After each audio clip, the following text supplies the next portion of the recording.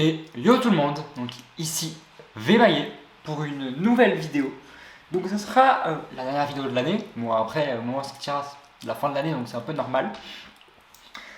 Et j'aimerais vous en parler maintenant avant qu'on parle un peu plus de cette vidéo là.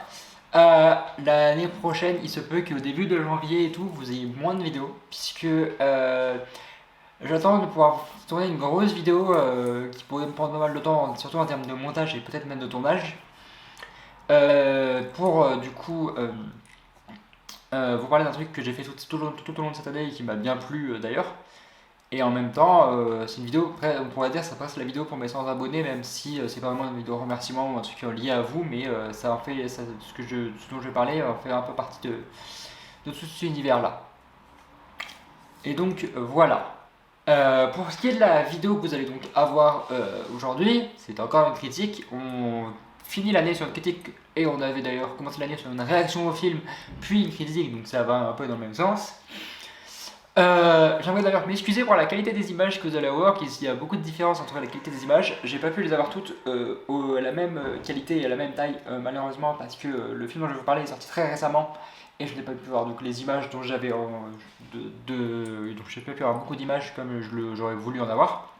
Mais bon, donc je m'excuse en avance. Pour ce qui est du film, donc je vous l'ai dit, il est sorti très récemment, c'est-à-dire que je vous tourne la vidéo le 21 décembre. Il est sorti le 20 décembre en France. Et je crois qu'il sortira le 22 aux États-Unis. Et c'est un film qui est la fin d'une saga, la fin de l'univers d'ailleurs, la fin d'un univers dont je vais vous parler d'ailleurs maintenant, la fin de l'univers DC Comics, qui maintenant a été repris par James Gunn et qui va commencer par Superman Legacy. Je vous parle bien sûr donc des films Aquaman and the Lost Kingdom, qui est donc sorti, comme je vous l'ai dit, donc le 20 décembre, avec Jason Momoa dans le rôle titre, Patrick Wilson, Yahya Abdul-Mateen II, Amber Heard ou encore Dolph Lundgren ou même Nicole Kidman.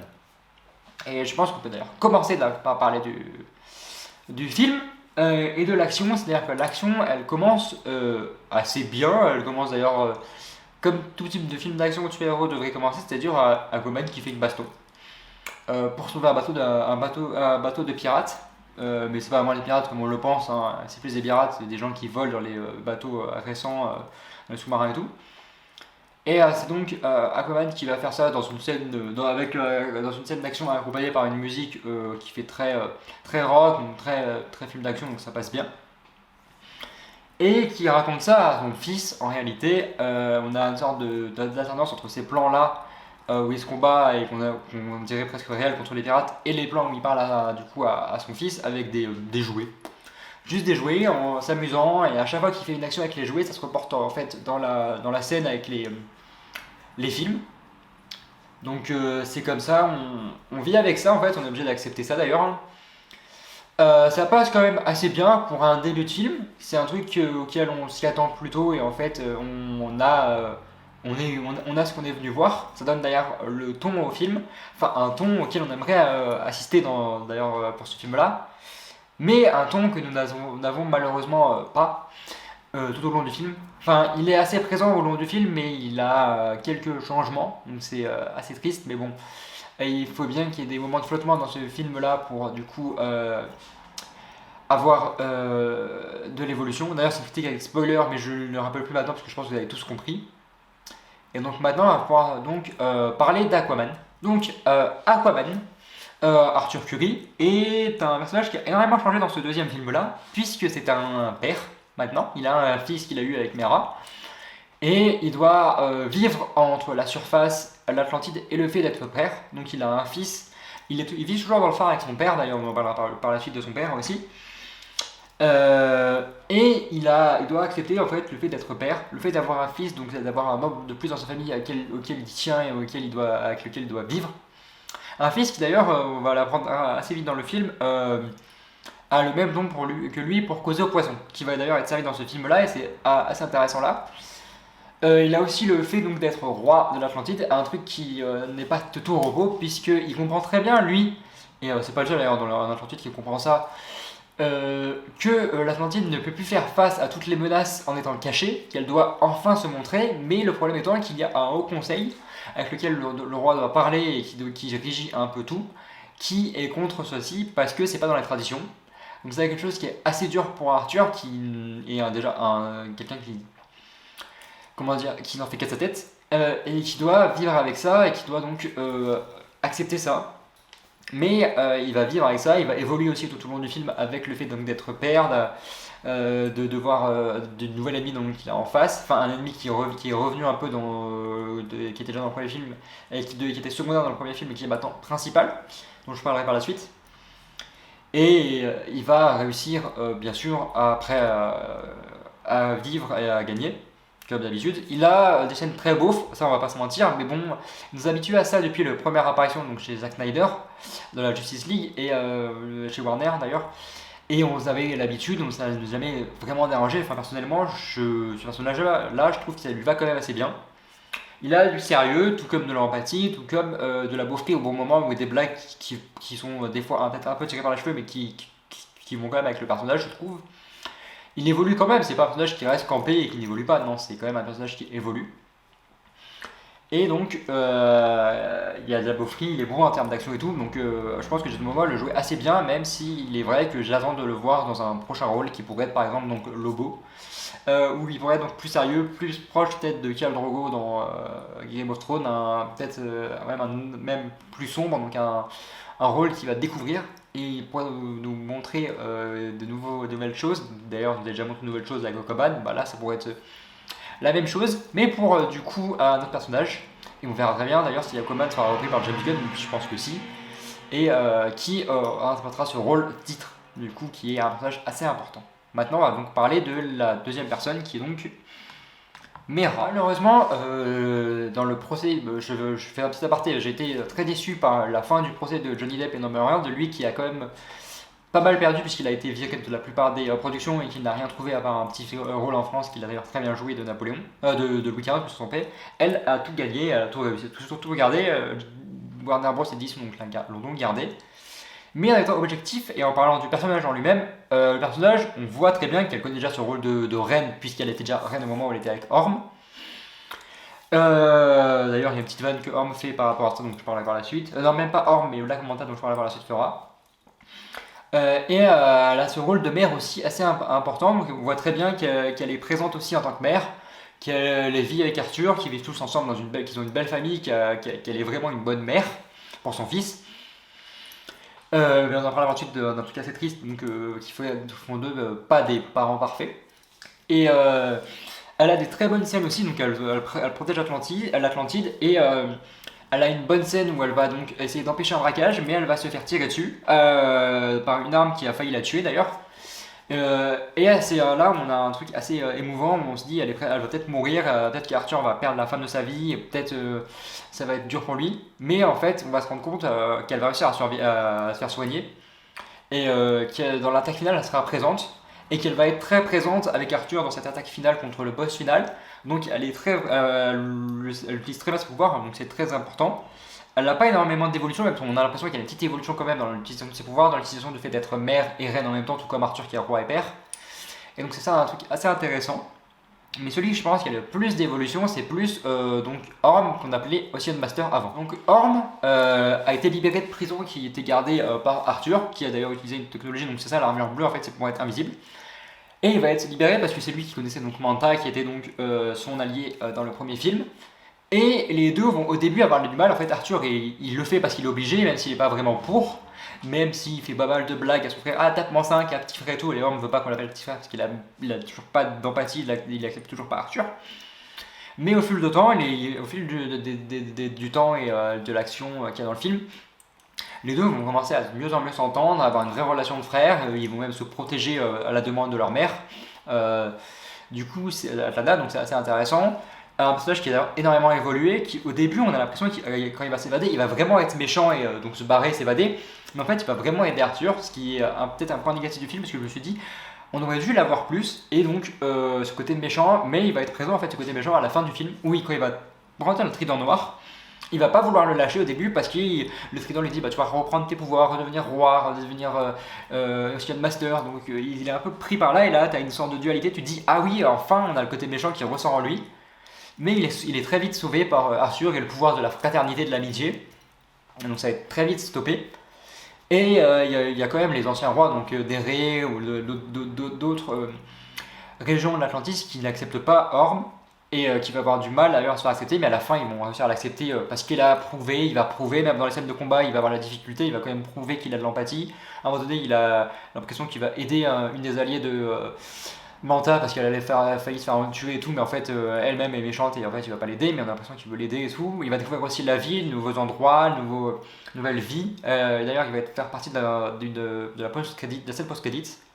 Et c'est tout ce que j'ai à dire sur lui. Maintenant, on peut parler du père d'Arthur, du coup, qui lui nous a fait peur. Donc le père d'Arthur, en fait, il est toujours présent dans le phare, il aide Arthur à s'occuper de son fils. D'ailleurs, il y a une très belle scène entre les deux où Arthur lui dit: comment t'as fait pour être seul et moi m'élever alors que moi en plus c'est pire parce que je suis roi de l'Atlantide, j'ai quand même Mera, je vous ai vous, toi et Atlana pour m'aider, mais j'ai de la difficulté à élever mon fils. Et il lui dit qu'il a toujours persévéré, il donne un très bon message, c'est on accepte les défaites, on savoure la réussite et on avance chaque jour. Et ces personnages-là, il va toujours être là, présent pour s'occuper du fils, même quand Arthur du coup va devoir chercher à laisser son fils entre les mains de son père en qui il a confiance. Il va se faire enlever par Manta et le père va être sur le point de mourir. On a eu une scène où on a l'impression qu'il allait mourir, mais donc les acteurs l'ont sauvé. C'est un peu un mauvais point pour moi, un peu comme Stallone dans Expendables 4, c'est que le personnage pour moi aurait dû mourir pour une évolution des autres personnages d'Arthur et tout. Ils ont préféré le laisser vivre. Et c'est un peu tout ce que je veux dire sur le personnage qui est quand même assez présent et qui est là pour nous faire de la morale, qui est assez intéressant quand même. Et et on a quand même peu de scènes d'interaction avec sa femme, dont je vais vous parler maintenant, Atlana. C'est-à-dire, elle est quand même présente avec Mera pour sauver, pour être gardienne de l'Atlantis, et elle va être là où quand Mera va se faire attaquer, elle va être là pour essayer d'empêcher le braquage, elle aussi, mais il n'y a rien à voir. Elle va aussi être là pour dire à Arthur: fais quand même attention à ton frère, même si je sais c'est ton frère et tout. Elle va être là pour réunir les deux à un moment donné. Elle va être là aussi au moment où le père d'Arthur a failli mourir, et on aurait eu, c'était très émouvant s'il mourait vraiment, mais elle a amené la technologie Atlante pour le sauver. Donc elle est quand même présente. Elle a des bonnes scènes d'action, on ne voit pas une sorte d'évolution du personnage, par contre on voit physiquement qu'elle a bien vieilli, tout comme d'ailleurs le père d'Arthur. Et c'est un peu ce que j'allais dire sur ces personnages-là, c'est qu'ils sont présents comme des figures paternelles, un peu comme Néré, le père de Mera. Et ils sont pas quand même là dans les grandes attaques de fin comme elle a pu être. Ils sont vraiment là en tant que mentor que parent, et qui moi, va prendre une place pas très énorme dans le film, contrairement au méchant là dont je vais vous parler, qui est assez impressionnant. Donc Manta. Manta, en fait, il a découvert, il va chercher à réparer sa technologie que Arthur a détruite. Et c'est là où, grâce à un autre personnage, Dr. Shin, dont je parlais par la suite, et une équipe, ils vont découvrir un trident noir, qui est le trident qui appartenait à Corvax, et qui était le roi de Necrus, la ville, le royaume perdu dans le titre, et le frère du coup du roi Atlan. Oui, c'est ça.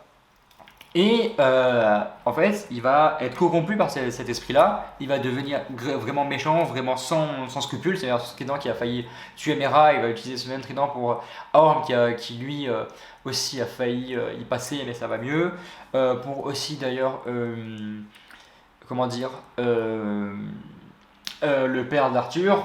Mais c'est un trident très maléfique qui a énormément de pouvoir, et en fait on comprend pas de suite quel est l'esprit, d'où ça vient le trident et tout. On a quand même attendu plus d'une heure et demie de film avant que la scène de fin pour nous explique ce que c'est le royaume perdu, qui est Corvax, qui est ce trident. Un trident qui est très, très puissant, qui rivalise avec le trident d'Arthur d'ailleurs. Et en fait, Manta, son vrai but, maintenant qu'il est corrompu, c'est juste de tuer Arthur, de tout détruire sur son passage, de détruire Atlantis. Et d'ailleurs, c'est ce qu'il va faire.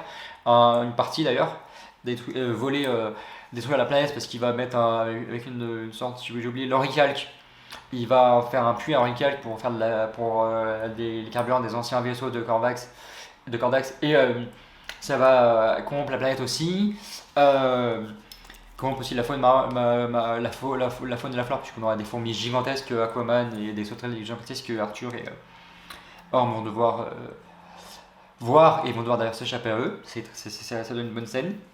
Et c'est vraiment quelqu'un qui est juste là par la rage, par l'énervement, un vrai méchant qui est là pour être méchant, qui a quand même une sorte d'histoire, parce que c'est comme Arthur qui a tué son père, qui l'a pas sauvé, donc il est bien énervé contre Arthur, il a vraiment du mal à accepter Aquaman, il va vraiment le défoncer, le détruire en fait. Et à quel point que même au moment où tout va être détruit, à la fin il l'aura perdu et que Arthur va essayer de lui sauver la vie, il va être là, non, je veux pas être sauvé par toi, je veux vraiment mourir comme ça. Donc il accepte pas du tout, il est vraiment méchant pour être méchant, mais ça c'est pas un mauvais point pour ce film là. C'est un très bon méchant qui donne du fil à retordre à Arthur, qui l'oblige à évoluer, qui a volé son fils parce qu'il a besoin du sang Atlan pour sauver du coup, pour libérer la nation de Necrus englouti et Corbax de sa prison qui a été scellée par le sang d'Atlan et un sortilège comme ça. Et ce qui va d'ailleurs donner une bonne scène où Arthur du coup va devoir et Meira et toute une armée vont aller s'occuper de Necrus et des alliés de Manta pour du coup aller sauver leur enfant. Ensuite, on a du coup, je vais vous parler d'un autre personnage qui est assez important et qui, en fait, au début, on a l'impression qu'il est juste méchant aussi, mais en fait, c'est tout à fait différent. Alors, je vais vous parler du docteur Shin, joué par Randall Park. Et donc, ce docteur Shin, il a en fait le fait qu'il est allié avec Manta parce qu'il voulait découvrir au début l'Atlantis et Manta lui a promis. Et en fait, il va être là dans les recherches pour aider Manta à trouver du coup ce qu'il cherchait. En fait, il cherchait pas ce trident, mais du coup, il va le trouver. Et au fur et à mesure du temps, il va se rendre compte que Manta est un taré, qu'il a été corrompu, qu'il va juste tout détruire sur son passage, il va plus accepter ça. Il va être du corps, il va évoluer de plus en plus. On voit que Manta le force en fait à rester avec lui et qui lui a du mal à accepter ça, qui va avoir très peur et qui va faire ça par la peur, mais qui à la fin, il va quand même réussir à, à s'échapper, à s'allier à Arthur. Et il va d'ailleurs, au moment où ils veulent l'enfant, il va lui faire une feinte, il lui dire bah non, tu n'auras pas l'enfant, en fait, c'est des explosifs. Mais là, en fait, il est un peu con parce que l'enfant il va pas loin, donc en fait, Manta va quand même réussir à avoir cet enfant-là. Et on va avoir ce Shin qui a bien évolué, qui retourne du coin des gentils, qui est juste en fait un scientifique qui voulait découvrir l'Atlantide et qui voulait pas faire de mal, mais qui a été forcé par Manta et qui du coup va devoir vivre avec et qui va quand même être pardonné par Arthur et qui va vivre avec ça tout au long de sa vie. Et je pense que c'est un personnage qui est intéressant et j'aimerais le voir plus souvent et d'avoir pas un film sur lui mais de le voir plus évoluer et de voir vivre avec ces problèmes là. Et donc maintenant qu'on a parlé de personnage, j'aimerais parler de l'action du film. Donc là, je vous ai pris une scène, c'est la scène de fin. L'action du film, en fait, la plupart du temps, on arrive quand même à la suivre. C'est pas très rapide, c'est assez fluide. On arrive à tout suivre, que ce soit des combats à la main entre Arthur et Orm contre l'armée de Manta et ses alliés, que ce soit les Atlantes qui essayent d'empêcher son braquage. Donc c'est assez cool, l'action est assez bien présente. On suit tout quand même assez bien. D'ailleurs, au moment où Arthur et Orm se battent contre les gardiens de la prison dont Arthur fait évader Orm, on a des scènes d'action où Arthur il se bat contre les gens en étant invisible et Orm il a de la difficulté parce qu'en fait il a besoin d'eau. Et on a du coup pas mal de difficultés pour ce combat là. En fait c'est le combat de phare entre les deux armures et c'est hyper rapide. Ce combat est très rapide, il va d'ailleurs être aussi très rapidement fini malheureusement. Et c'est le seul combat où on a assez de mal à suivre tout et à tout accepter parce que Arthur qui, en fait, on dit donc les deux et le fils d'Arthur va communiquer avec Arthur grâce à leur pouvoir là. Et donc Arthur c'est son fils donc il va de suite empêcher Manta de le faire saigner, presque le tuer.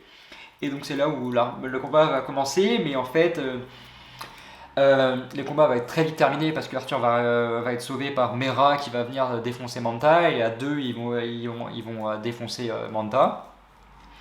Le trident va quand même revenir à Corbax qui va être quand même réussi parce que Manta va réussir à faire saigner à un moment donné Arthur libéré et en fait la fin ça va juste être Arthur qui lance le trident sur Corbax qui la rattrape. Il va relancer sur le trident d'Atlan pour forcer le trident de Corbax à lui rentrer dedans et en fait arrêter le sortilège, mais c'est un truc qui est terminé en même pas 5-10 minutes donc c'est assez triste qu'une scène de combat importante soit terminée rapidement dans un film comme ça. Et pourtant les combats entre tridents étaient assez cool. Il y a un point négatif aussi dans ce film, donc je vais vous parler, c'est la musique. Donc le point négatif de la musique, c'est que la plupart du temps, la musique est quand même assez bien amenée pendant les scènes de combat, mais c'est pas une musique qui est là, c'est vraiment les musiques de rock, des vrais titres connus. Et j'ai l'impression que ça prend le pas sur l'action et c'est triste parce que je sais qu'on a besoin de musique dans l'action et tout, mais je pense que juste un petit thème qu'on a pu avoir par moment, les thèmes qu'on connaissait dans Aquaman 1, qui est d'ailleurs présent encore de Manta et tout, qui est encore présent, je trouve que c'était assez bien. Là où je pense qu'ils ont mis trop de musique. Trop connue, qui prend le pas, qui est trop fort par rapport à l'action et qui des fois nous sort un peu de l'action, c'est assez triste. Pourtant, les bandes originales, quand je regarde les films, sont assez bien amenées. Et là, dans ce film-là, j'ai l'impression qu'il y a une sorte de vague entre des fois bien amené, des fois mal amené, et ça nous casse un peu l'ambiance du film, et on a du mal à suivre. Et c'est ça qui est assez triste. Contrairement à un autre point du film qui est beau, et de ce qu'on attend quand on regarde Aquaman, c'est en fait les paysages. Bien sûr, on a encore l'Atlantis qui est toujours aussi belle, et on a les nouveaux endroits, là, donc c'est la faune et la flore où se trouve du coup le volcan, où il y a le puits d'Auriel, où se trouve Manta. Et on a donc une très belle faune, une très belle flore, qu'on a un beau plan qui dure quelques secondes malheureusement. Et ils vont, Arthur et Orm vont tous les deux traverser cet endroit-là. Là, on va découvrir plein de bels endroits, plein de belles bêtes qui ont quand même été modifiées génétiquement à cause du coup de cette modification à cause de leur calque. Mais bon. Et on a quand même de très bons paysages, donc ça reste comme dans le premier, il y a des très beaux paysages, comme dans le premier qu'on on avait vu du coup, découvert l'Atlantide, donc c'est un peu ce qu'on voit chez Aquaman et ce qu'on voit chez Marvel avec Black Panther et Wakanda, donc c'est ça qui est bien. Même les c'est pas si moche que ça, la nation perdue est assez jolie. Donc on a des beaux plans, et c'est assez cool. Et maintenant j'arrive à parler d'un point qui m'attriste un peu, et c'est assez con parce que c'est la fin du film en fait qui m'attriste. C'est-à-dire que la fin, c'est en fait Arthur qui fait un discours parce que l'Atlantide va accepter du coup de se révéler au monde entier, qui fait un discours devant les Nations Unies parce qu'il va être aussi entré aux Nations Unies et tout, et qui fait un grand discours en expliquant que maintenant on va vivre ensemble, qu'on doit vivre ensemble, que lui c'est le mec des deux mondes, donc il va être là pour gérer ça aussi. Un discours très touchant qui aurait été une très très belle fin pour le film Aquaman 2 et qui aurait pu nous lancer un reboot plus facilement. Et en fait, ça va pas être ça la fin du tout, ça va être une scène post-crédit très troll. Ce qui est triste quand tu finis un univers sur une post-crédit troll, c'est juste Orm qui demande un burger parce qu'Arthur lui a dit qu'il faut vraiment un burger dégoûtant de gaz, donc il demande juste un burger et il paye. Et il voit un cafard qu'il a déjà écouté parce qu'Arthur lui a dit c'est bon, alors que personne ne mange du cafard de base. Il le met dans son burger et il le bouffe. C'est comme ça que se finit le film. Et je suis assez triste, assez déçu de cette fin-là. C'est assez triste de finir un film comme ça, surtout quand tu es à la fin d'un univers. Mais bon, on se dit qu'il fallait finir sur un post-crédit trop sérieux qui aurait pu amener d'autres choses par la suite. C'est dur quand tu finis un univers et qu'on va en ouvrir un nouveau d'ici 2025. Donc en soi, c'est un mal pour un bien, mais j'aurais voulu que ça se finisse sur l'histoire d'Aquaman et qu'on n'ait pas de post-crédit en fait. Ça aurait été le mieux pour moi. Et c'est un peu ce que j'ai à dire sur ce film, qui est un bon film quand même d'action, à qui je donnerais un 3,5, peut-être 3,5, 4, personnellement. Je peux comprendre qu'il y a des difficultés avec l'humour bof d'Aquaman, mais je trouve que ça lui va quand même assez bien. J'ai hâte de voir la suite pour que ce soit Jason Momoa, Amber Heard, même si j'ai du mal avec elle, mais c'est personnellement, parce que dans son terme de jeu d'actrice, elle est quand même assez bonne dans ce film-là, elle joue très bien. Et j'ai hâte de voir Jason Momoa qui pourrait avoir donc un nouveau rôle chez DC Comics de James Gunn, qui pourrait être donc Lobo. J'ai hâte de voir ça, j'ai hâte de revoir d'autres personnages, d'autres acteurs. Et c'était donc pour moi, en fait, si vous avez aimé le premier, vous allez aimer le deuxième normalement. Et il faut juste aller voir ce film-là en se disant c'est la fin du tissu, et c'est la fin d'Aquaman. Donc il faut apprécier ce qu'on nous donne, et c'est un peu ce que j'ai à dire pour la fin, c'est un peu mon mot de la fin. Et du coup, c'était donc Vémaillé pour une nouvelle critique avec spoiler d'Aquaman 2, et ciao tout le monde!